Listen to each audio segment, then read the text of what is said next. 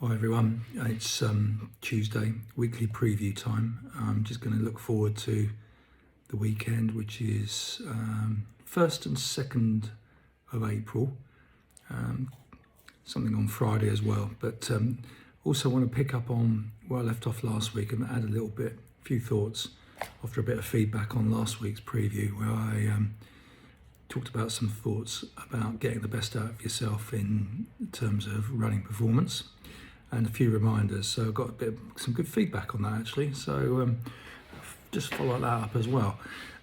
Just going to be quite quick on the preview. There's quite a few spring track meetings that started to appear on the calendar around the country in the UK. On Sunday, perhaps the biggest road race is the Reading Half Marathon, which will always attract some top quality athletes. And in the States, there is the Stanford Invite on Friday and Saturday near San Francisco. There are quite a few Brits in it, but it's not quite what it used to be in terms of a meeting. And it is available to view on FlowTrack, but you've got to be a subscriber. And just having ceased my FlowTrack subscription, I now see it's about $30 a month or $150 a year. So you decide. For me, the content isn't like it used to be. That's why I stopped my own subscription. Also, at the weekend, we have the regional road relays. That's the 6-stage road relays for women and 12 for men in the North, Midlands and South. The Midlands is at Sutton Coldfield, which is where the national will be a couple of weeks later.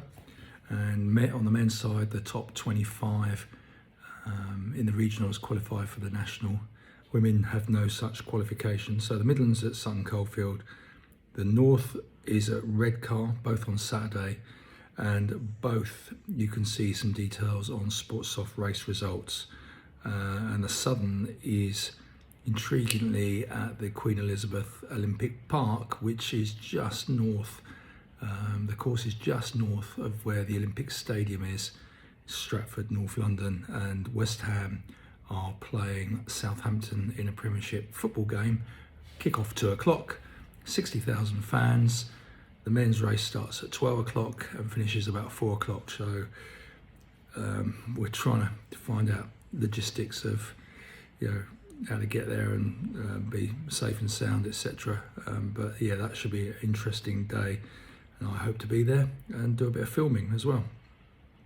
Just as a reminder, the Midlands last year, top 3 men's were Notts, Bristol and Birchfield. The women were Coventry, Stoke and Birchfield. In the North, the men, Leeds won, then from Salford and Hallamshire, and the women, Vale Royal, Hallamshire and Salford. And then in the South, Tunbridge won when it was at Milton Keynes last year. Highgate was 2nd and Bedford 3rd. The women, Cambridge Harriers, won convincingly from Belgrave and Aldershot. So they were the top 3 last year, and those are the main events going around in the UK. And as I say, I just want to talk about a few points that came out from my preview and some words of advice last week. I picked 10 aspects that I just felt that it might help people to be reminded of in terms of improving running performance. 3 particularly, I got some good feedback, 3 particularly. First one was reminder, one race doesn't define you. And by that, really I'm talking about a bad race. One bad race doesn't make you a bad runner or worse than you thought you were. There's generally reasons for it. And sometimes, even if there isn't, just worth having a think, backing off. I think the best runners are the ones that dust themselves down and come back with a vengeance. One person said they'd analysed the race last week or a week or so ago, and their performance was nothing like what they hoped it would be. And then they realised what they'd eaten in the last 24 hours, and it really wasn't enough. So their energy levels were probably quite low as a result of that. So that comes back to food intake. It was just the logistics of the travel and where they were staying the night before a race just made it a bit more difficult. So some thought put towards that, and don't underestimate the previous 24 hours, 48 hours in terms of eating and energy supplementation, ready for racing, easily forgotten. It's also worth saying you can't always sleep well night before a race. You know, your mind's on how you're going to perform, getting up early, logistics of getting there, etc. Loads of people have said in the past, don't worry about that, but do worry about getting some good sleep in the nights leading up to it. So a couple of thoughts there in terms of food and sleep before races.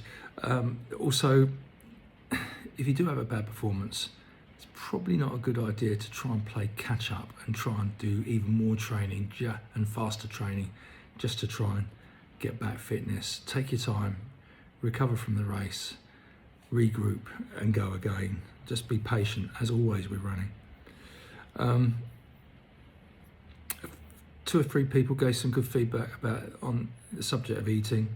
I think I will just say that I feel many underestimate the importance of taking on board good food